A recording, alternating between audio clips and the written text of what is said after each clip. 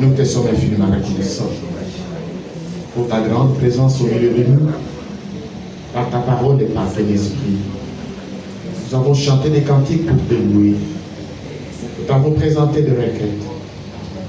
Et maintenant, nous voici. Nous voulons lire ta parole. Il n'y a que toi qui puisses donner l'interprétation. Ainsi, envoie le glorieux Saint-Esprit pour pouvoir nous l'enseigner. Comme il est écrit, seront tous enseignés de Dieu. Nous nous recommandons entre tes mains. Nous croyons que tu nous béniras, que tu nous donneras un bon entendement spirituel, que nous puissions écouter comme écouter ici. Accorde le Père pour ta gloire et pour notre édification. Au nom de notre Seigneur Jésus-Christ. Amen. Amen. Je vous invite à vous lever. Et nous lirons dans le livre d'Apocalypse. Apocalypse chapitre 1, verset 1. Révélation de Jésus-Christ que Dieu lui a donné pour montrer à ses serviteurs des choses qui doivent arriver bientôt et qu'il a fait connaître par l'envoi de son ange à son serviteur Jean. Asseyez-vous s'il vous plaît et nous continuons la lecture. Lequel a testé la parole de Dieu et le témoignage de Jésus-Christ, tout ce qu'il a vu. Heureux celui qui lit et ceux qui entendent les paroles de la prophétie et qui gardent les choses qui sont écrites, car le temps est proche. Que Dieu ajoute la bénédiction à la lecture de sa parole. Aujourd'hui, nous commençons l'étude du livre d'Apocalypse. Et je demande à tous les bien-aimés qui ont des questions. Nous avons vu un nombre de sujets. Nous avons parlé de beaucoup de choses. S'il y a une zone d'ombre sur quelque chose qui a été prêché, nous vous demandons de nous donner vos questions.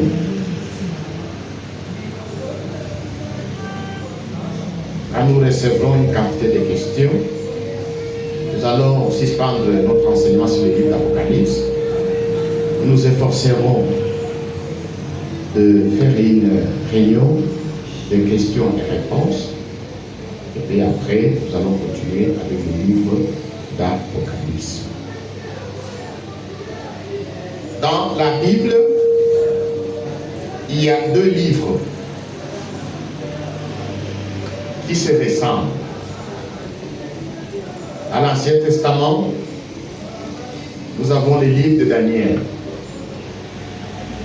Et dans le Nouveau Testament, nous avons les livres d'Apocalypse. Pour l'Ancien Testament, les livres de Daniel peuvent être même appelés les livres d'Apocalypse de l'Ancien Testament. Et dans le Nouveau Testament, nous avons les livres d'Apocalypse. Les livres d'Apocalypse, nous pouvons même l'appeler comme les livres de Daniel pour le Nouveau Testament. Amen. Ces deux livres sont très importants. C'est pourquoi nous voulons d'abord parler du livre d'Apocalypse et Dieu voulant, nous pouvons maintenant parler du livre de Daniel. Le livre d'Apocalypse est le dernier livre du Nouveau Testament. Ce livre a été écrit par l'apôtre Jean. L'apôtre Jean est le seul apôtre qui est mort d'une mort naturelle. Tous les apôtres sont morts comme des martyrs. Ils ont été sciés, lapidés, crucifiés, sont morts de différentes manières. Tous. Mais l'apôtre Jean, lui, il est le seul qui est mort d'une mort naturelle. Il a été pasteur à Éphèse. Et à Éphèse, il a été accusé des sorciers. Et il était persécuté. Dans sa persécution, on les fit bouillir dans l'huile pendant 24 heures. Et ses bourreaux savaient qu'il était mort. Parce qu'une personne normale ne peut pas résister à la température d'ébullition de l'huile. Et au bout de 24 heures, il fut retiré. Curieusement, il était toujours en vie. Il n'était ni étouffé, ni noyé dans l'huile, ni décédé à cause de la forte température. Il était vivant et en bonne santé. C'était un grand miracle. Et à cause de cela, il dit que c'est un sorcier, il a ensorcelé l'huile. Comme il savait que faire, il est pris et fut exilé sur l'île appelée Patmos. Cette île existe jusqu'aujourd'hui. C'est l'île qui se trouve entre la Grèce et la Turquie, à la mer Égée. C'était un endroit inhabité. Il était seul. Et ceux qui l'ont amené là-bas étaient sûrs. Comme il a ensorcelé lui, comme il n'est pas mort, maintenant il va mourir de froid. Il va mourir par la morsure de serpents et des scorpions. Certainement qu'il va mourir par la famine. Mais Dieu, dans sa grâce, au lieu que l'apôtre meure, mais il fut gardé miraculeusement par le Seigneur. Et le Seigneur le rencontra sur l'île de Patmos. Et c'est là que le Seigneur lui donna la révélation du livre d'Apocalypse. Le livre d'Apocalypse a été écrit sur l'île appelée Patmos, où Jean était exilé seul dans la jungle, entouré des eaux. Au lieu de mourir, il a passé des moments merveilleux, glorieux, parce que le Seigneur lui est apparu et lui a donné la révélation du livre d'Apocalypse, qui est le dernier livre des livres du Nouveau Testament. C'est pourquoi il dit révélation de Jésus-Christ. Le chapitre 1er du livre d'Apocalypse parle de la révélation de Jésus-Christ. Qui est Jésus-Christ? Le plus grand mystère de la Bible, c'est connaître qui est Jésus-Christ. Beaucoup ne connaissent pas qui il est. Beaucoup les mettent à la troisième personne de la divinité. Les autres l'appellent prophète.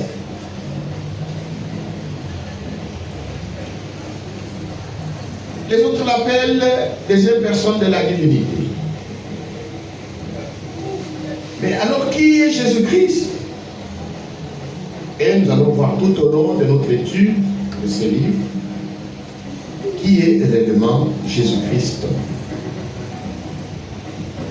Dieu a donné à Jean la révélation. Cette révélation devait être donnée à ses serviteurs. Et Dieu lui a envoyé un ange d'aller l'appeler Patmos. Et l'ange est venu trouvait Jean, si lui l'appelait Patmos. Et au verset 2, il est écrit, lequel a attesté la parole de Dieu et le témoignage de Jésus-Christ, tout ce qu'il a vu. Dieu a envoyé son ange en Jean. Et Jean devait écrire tout ce qu'il entendait, tout ce qu'il voyait. Maintenant, au verset 3, la Bible dit, heureux celui qui lit, ceux qui entendent les paroles de la prophétie et qui gardent les choses qui sont écrites, car le temps est proche. Amen. Au début du livre d'Apocalypse, il y a une bénédiction qui est prononcée sur tous ceux qui entendent les paroles de la prophétie.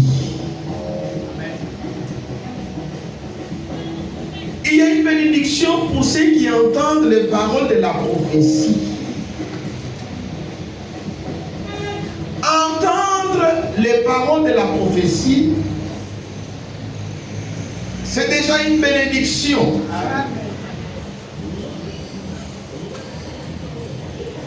Mais il est écrit aussi, heureux celui qui lit les paroles de la prophétie. Amen. Une bénédiction est prononcée sur celui qui lit. Amen. Une bénédiction est prononcée sur ceux qui entendent. Amen. Et également une bénédiction est prononcée sur ceux qui gardent. Amen. Les choses qui sont écrites. Amen. Car le temps est proche. Amen. Dans le livre de Daniel, nous allons lire quelque chose qui se rapporte à ce que nous venons de lire, si le temps est proche.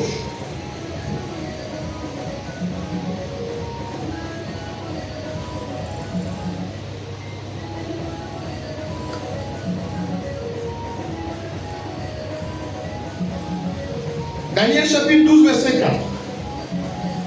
Toi, Daniel, tiens secret de ces paroles. Et c'est le livre jusqu'au temps de la fin.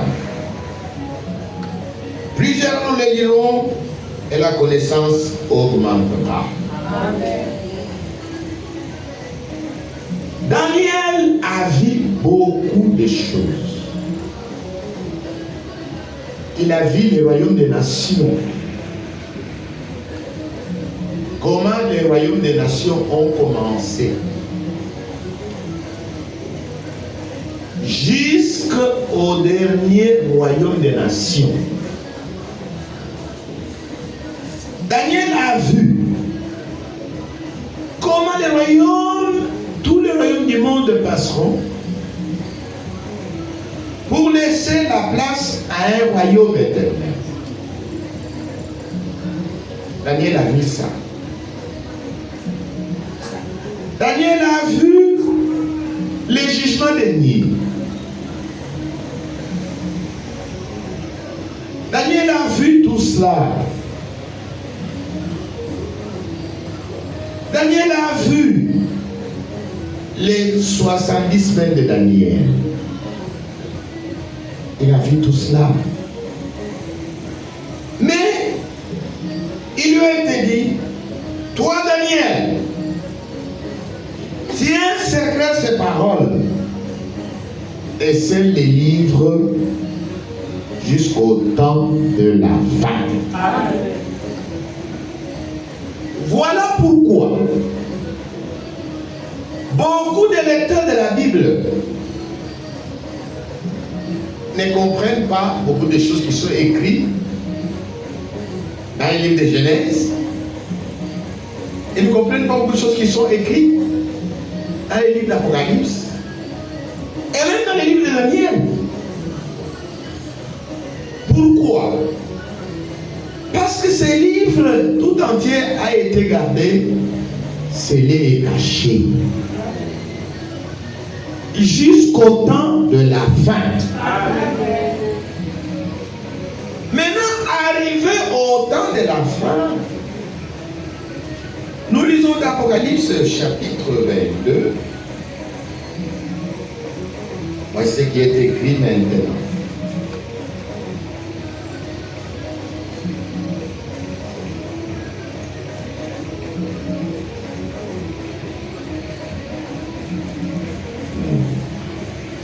Dans le livre d'Apocalypse maintenant,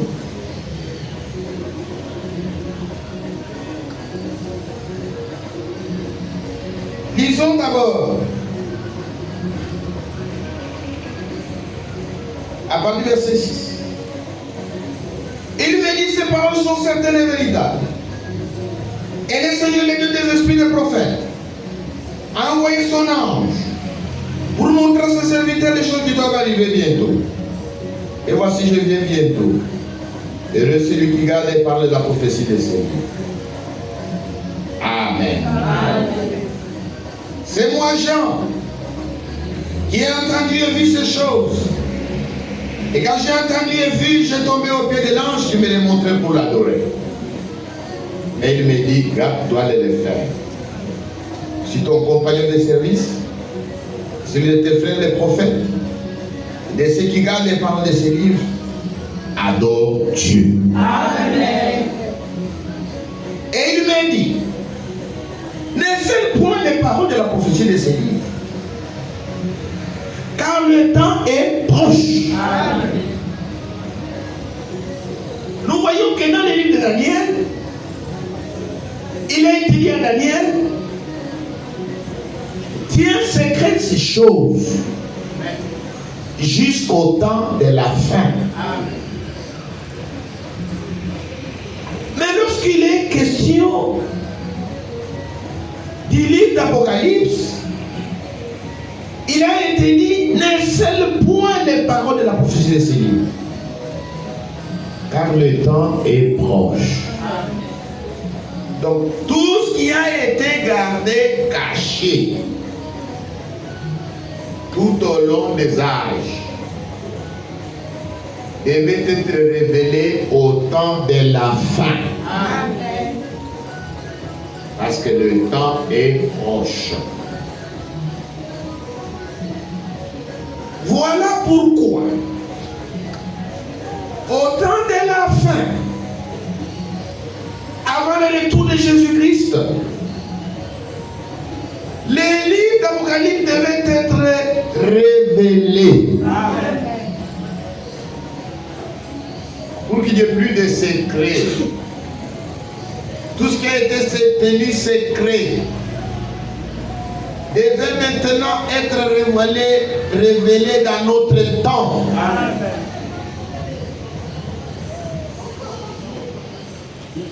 Que le nom de Jésus-Christ soit glorifié. Amen.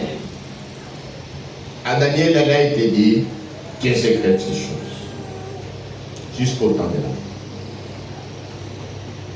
Mais à Jean, il a été dit, il ne faut pas céder parce que le temps est proche. Donc maintenant, dans notre âge, Dieu devait envoyer un prophète pour nous donner la révélation de tout ce qui avait été gardé secret. Amen. Heureux celui qui lit et ceux qui entendent les paroles de la prophétie et qui gardent les choses qui sont écrites. Amen. Car le temps est proche. Alléluia. Amen. Le temps est proche. Et il me dit, ne scelle point les paroles de la prophétie des Seigneurs, car le temps est proche. Amen. Nous allons lire dans 2 Pierre.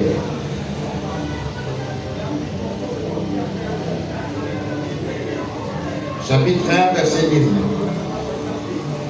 Et nous tenons pour d'autant plus certaine la parole prophétique à laquelle vous faites bien de prêter attention. Comme une lampe qui brille dans un lieu obscur, jusque le jour vienne apparaître et que l'étoile du matin se lève dans vos cœurs. Sachant tout d'abord vous-même qu'aucune prophétie de l'Écriture n'est peut-être un objet d'interprétation particulière. Car ce n'est pas par une volonté d'homme qu'une prophétie a jamais été apportée, mais c'est poussé par le Saint-Esprit que des hommes ont parlé de la part de Dieu. Amen. Alléluia. Heureux celui qui lit. Heureux ceux qui entendent. Heureux ceux qui gardent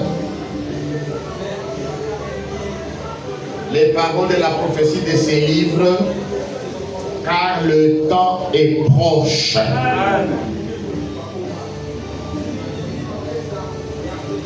Et vous faites bien de prêter attention à la parole prophétique, comme une lampe qui brille dans un lieu obscur.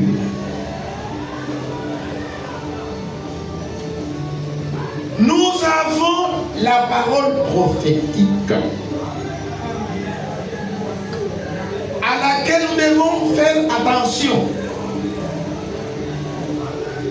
Comme une lampe qui brille dans un lieu obscur. Nous savons tous que nous sommes, selon la prophétie, au milieu de la nuit. Et la nuit est fortement avancée. Nous avons besoin de la parole prophétique pour être éclairés. Remercions le Seigneur pour cela. Nous sommes les seuls groupes qui a la parole prophétique. Amen. À cause de la parole prophétique, nous sommes éclairés. Amen. Parce que c'est comme une lampe qui brille dans un lieu obscur. Amen. Et quand vous lisez Romains chapitre 13, à partir du verset 11, cela importe d'autant plus que vous savez en quel temps nous sommes. C'est l'heure de vous réveiller enfin du sommeil. Car maintenant le salut est plus près de nous que lorsque nous avons cru. Amen. La nuit est avancée. Les jours approchent. Dépouillons-nous donc des ailes des ténèbres et revêtons les armes de la lumière. Marchons honnêtement comme en plein jour, loin des excès de l'ivrognerie, de la luxure et de l'impudicité, des querelles et des jalousies. Mais revêtez-vous du Seigneur Jésus-Christ et n'ayez pas soin de la chair pour en satisfaire les convoitises. Amen.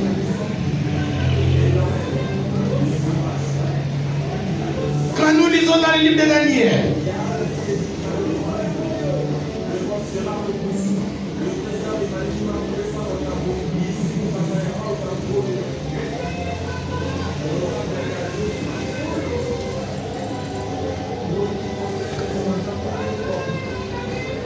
les livres de Zacharie, plutôt. Zacharie chapitre 14. Écoutez ce que Zacharie prophétise. Au verset 6. En ce jour-là, il n'y aura point de lumière. Il y aura du froid et de la glace. Ce sera un jour unique connu de l'Éternel. Et qu'il ne sera ni jour ni nuit. Mais vers le soir, la lumière paraîtra. Amen. Frère Branham, le prophète messager à l'âge de la Odyssée, s'est approprié cette écriture pour dire que le message que Dieu lui a confié, c'est la lumière du soir. Amen. C'est pourquoi il chantait au tabernacle. Vers le soir, la lumière paraîtra. Lorsqu'il parlait de vers le soir, la lumière paraîtra, il faisait allusion au message divin que Dieu lui a confié. Ainsi, le message de Frère Branham, c'est la lumière du soir. Bien-aimés frères et sœurs, la lumière du soir ne brille que pendant un court moment. Et après, c'est la nuit qui tombe. Vers le soir, la lumière paraîtra. Frère Branham est venu avec un message biblique. Il a proclamé le message que Dieu lui a confié. Et le Seigneur l'a repris à lui. Aujourd'hui, nous ne pouvons plus parler de la lumière du soir. La lumière du soir a brillé pendant un court moment. La nuit est déjà tombée. Nous ne sommes plus pendant la lumière du soir. Donc cette prophétie de Paul aux Romains s'accomplit dans notre temps. Amen. Cela n'est pas d'autant plus que vous savez en quel temps nous sommes. C'est l'heure de vous réveiller en fin du sommeil, car maintenant le sang est plus près de nous que lorsque nous avons cru. La nuit est avancée. Donc le temps de la lumière du soir se trouve derrière nous. Et pour le moment, nous sommes au milieu de la nuit. Et la nuit est même fortement avancée. Amen. Quand nous lisons dans Matthieu chapitre 24, le Seigneur annonce les signes précurseurs de sa venue. Il parle de beaucoup de signes. Il parle de tremblements de terre, des catastrophes naturelles, de la famine, du refroidissement de l'amour, du retour d'Israël dans sa patrie.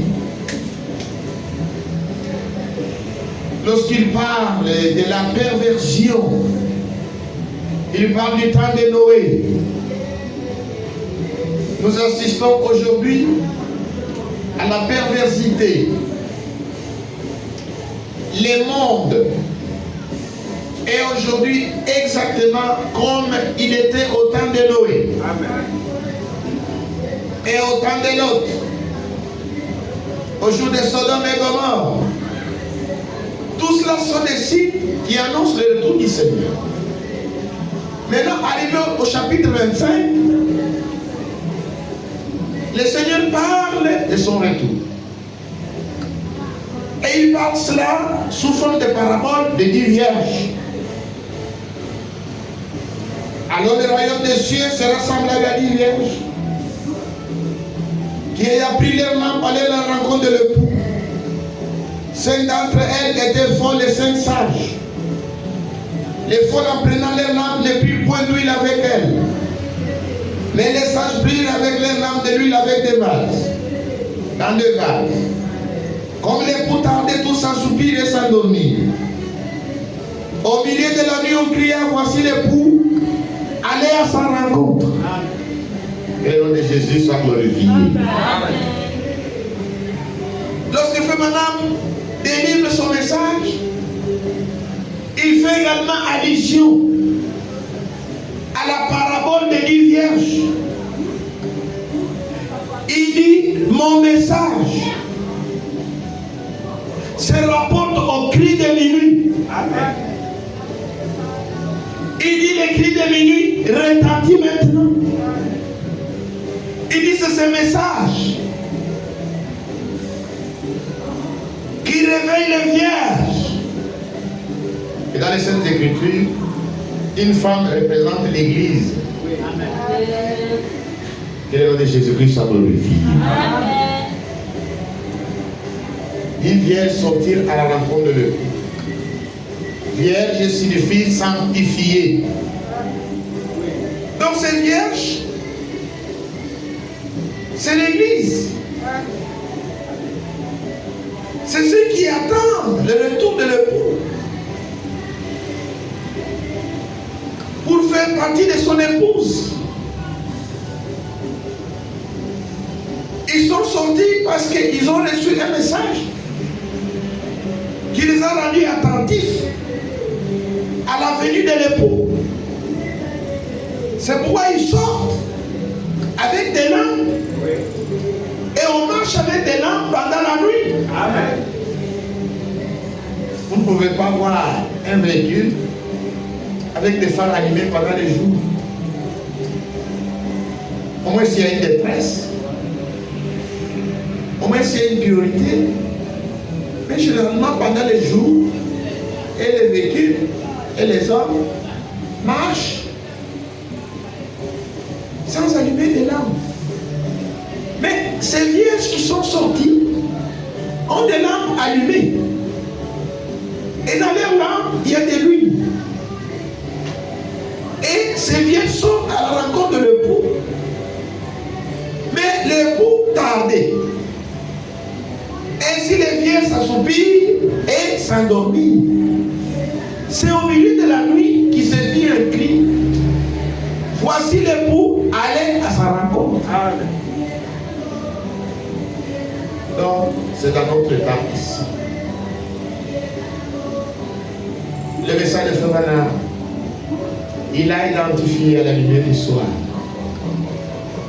Il a identifié également au cri de minuit.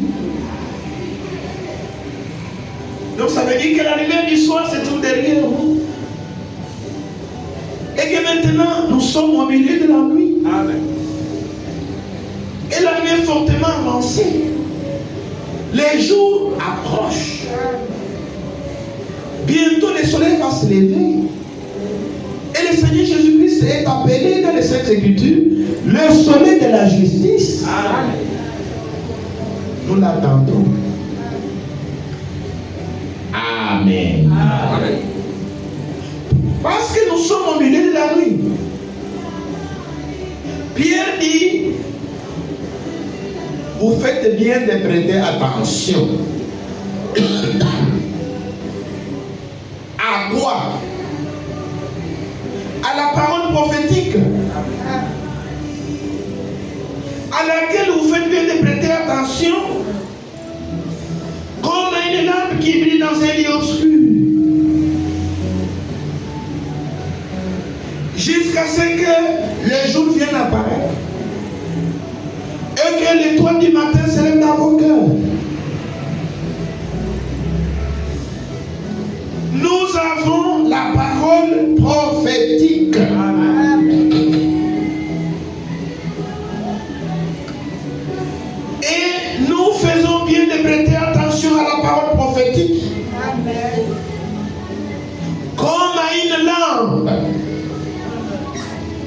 qui brille dans un lieu obscur. Vous comprendrez aujourd'hui que le monde est dans l'obscurité. Et même les églises n'osent jamais parler de la parole prophétique. Parce qu'ils ne l'ont pas. Ils se limitent à prêcher sur l'évangile de la prospérité. En réalité, c'est l'évangile social. Nous remercions le Seigneur parce qu'ici nous prêchons le plein évangile. Amen. Que le nom de Jésus-Christ soit glorifié. Amen. Heureux celui qui lit, heureux ceux qui entendent, heureux ceux qui gardent Les paroles de la prophétie. Car le temps est proche. Bien-aimés frères et sœurs, au début de cette année 2025, ma prière est que nous ne soyons pas de ceux qui entendent seulement. Mais nous voulons de ceux qui mettent en pratique ce que nous entendons. Amen. Parce que la bénédiction est prononcée pour celui qui lit. La bénédiction est prononcée pour ceux qui entendent. Pour que vous ne puissiez pas lire, moi je ne connais pas lire. Si vous ne connaissez pas lire, mais vous avez la grâce d'entendre. Heureux celui qui lit. Amen. Heureux ceux qui entendent. Amen. Heureux ceux qui gardent les paroles de la prophétie de ces livres. Amen. Et nous allons lire dans Jacques. Ma prière pour chaque bien-aimé, c'est que cette année, nous ne devons pas seulement nous arrêter à écouter, mais s'il vous plaît, à mettre en pratique. Jacques chapitre 1, verset 1. Mettez en pratique la parole et ne vous bornez pas à l'écouter en vous trompant vous-même par de faux raisonnements. Car si quelqu'un écoute la parole et ne la met pas en pratique, il est semblable à un homme qui regarde dans un miroir son visage naturel et qui, après s'être regardé, s'en va et oublie aussitôt quel il était. Mais celui qui aura plongé le regard dans la loi parfaite, la loi de la liberté, et qui aura persévéré, n'étant pas un auditeur oublieux, mais se mettant à l'œuvre, celui-là sera heureux dans son activité. Amen. Oui, bien-aimés frères et sœurs, nous allons parler des choses profondes lorsque nous abordons les livres d'Apocalypse. Nous abordons la parole prophétique. Nous ne voulons pas être seulement ceux qui entendent ou ceux qui lisent, mais nous voulons être au nombre de ceux qui mettent en pratique. Amen.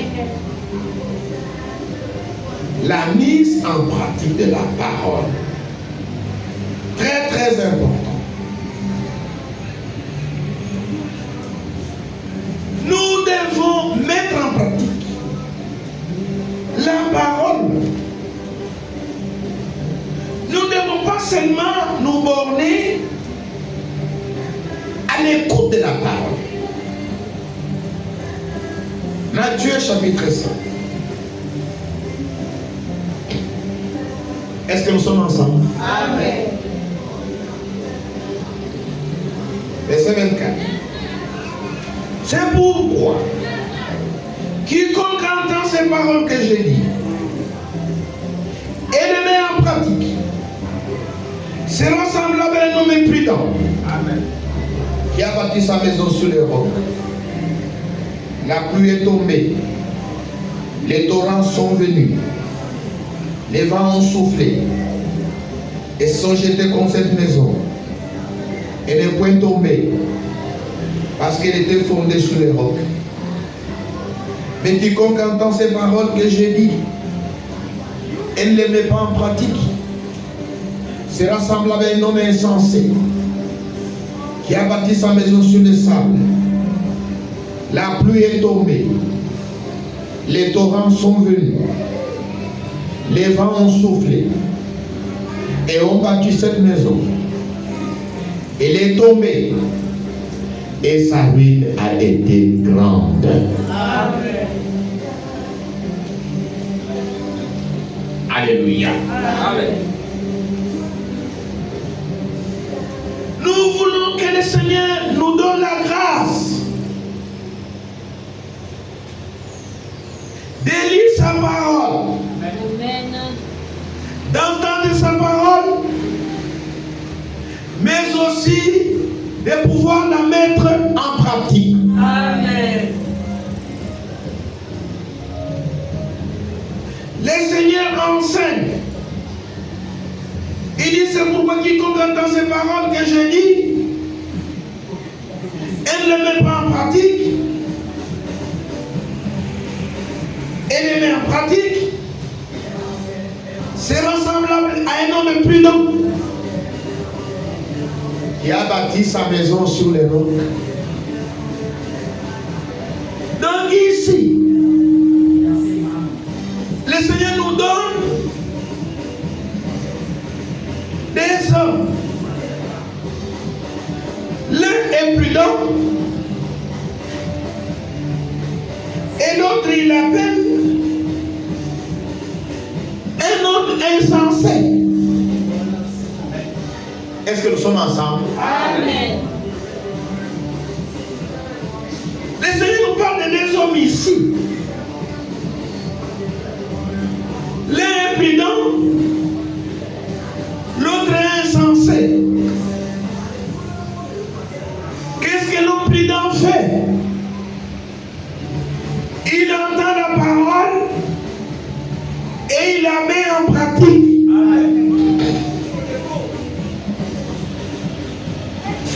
Mais l'insensé entend la parole de Dieu et ne la met pas en pratique.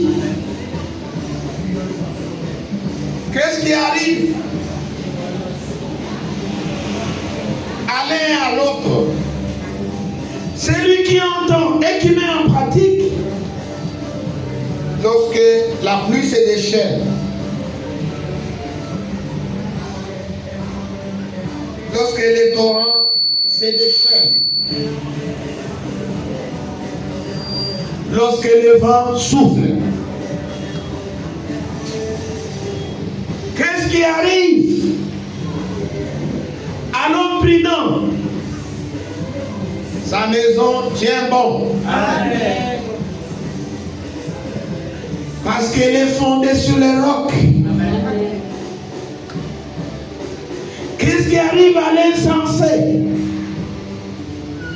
Sa maison se renverse dans une grande ruine. Amen. Pourquoi? Parce qu'elle était bâtie sur les sables. Amen. Il y a une grande leçon ici, bien mes frères. Jésus vient bientôt.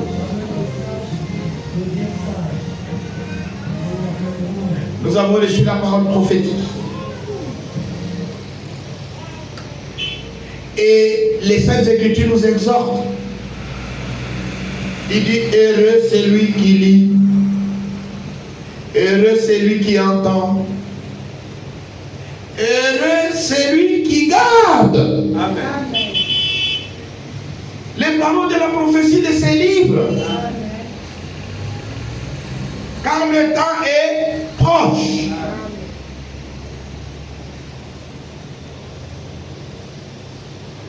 Jacques dit, mettez en pratique la parole de Dieu. Ne vous bornez pas à l'écouter seulement. Celui qui entend et qui met en pratique sera un homme heureux. Amen.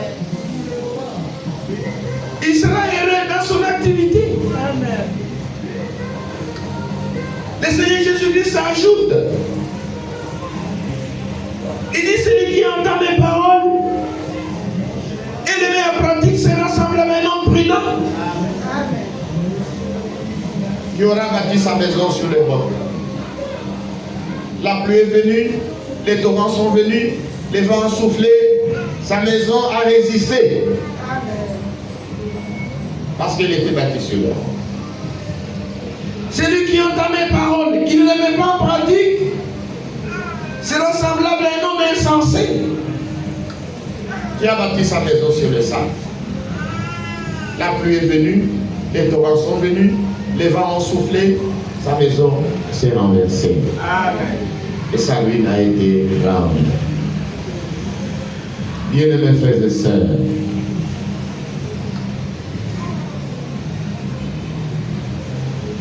le vent est nécessaire pour que l'arbre puisse enfoncer les racines. Amen. Si un arbre pousse au milieu des grands arbres, protégé par les autres arbres, et s'il arrive qu'il y a abattage des autres arbres tout autour, et que le vent vienne, cet arbre va tomber automatiquement. Parce que cet arbre n'a pas eu le temps d'enfoncer ses racines. Il faut le vent pour que l'arbre puisse enfoncer les racines. Il faut des épreuves. Amen. Pour qu'un véritable chrétien soit affermi. Amen. Les épreuves viendront. Les vents viendront. Oui. Si vous ne mettez pas la parole de Dieu en pratique, comment allez-vous résister? C'est lorsque vous mettez la parole de Dieu en pratique qu'au moment des épreuves, vous allez résister. Amen. Parce qu'en mettant la parole de Dieu en pratique, vous êtes semblable à un homme prudent. Bien-aimés frères et sœurs, si nous pouvons compter les hommes et les femmes qui ont été baptisés dans cette église, c'est beaucoup. C'est vrai. Mais pourquoi ils ne résistent pas? Parce qu'ils n'ont pas eu le temps d'enfoncer les racines, de mettre en pratique la parole qui a été proclamée. Amen.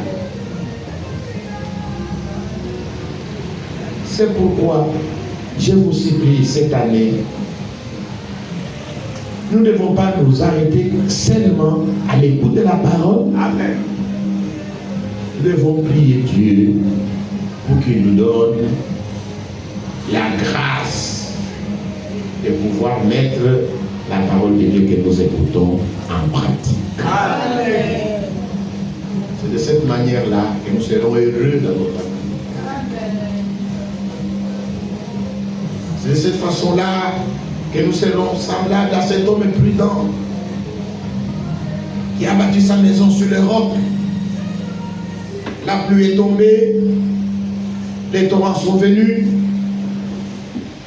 les vents ont soufflé, cette maison a résisté. Parce qu'elle avait une fondation solide. Amen. Mais non, mais insensé.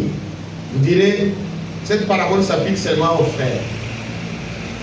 Une femme insensée, un homme insensé, c'est celui qui entend la parole et la met pas. Cette femme ou cet homme sera semblable à une femme, un homme insensé qui a bâti sa maison sur les sables mouvants. Et à la moindre preuve, elle tombera. Elle ne pourra pas avancer. Pourquoi? Parce qu'elle n'a pas eu le temps d'enfoncer les racines. Nous allons nous mettre debout pour demander à Dieu de nous donner la grâce de mettre en pratique la parole que nous écoutons. La parole que nous écouterons que cette année soit une année où nous devons expérimenter chaque parole, la mettre en pratique et l'expérimenter. Parce que Jésus a dit, ces paroles sont esprit et vie. Amen. La parole de Dieu est esprit et vie. Amen. Prions tous ensemble. Seigneur notre Dieu, nous te louons, nous te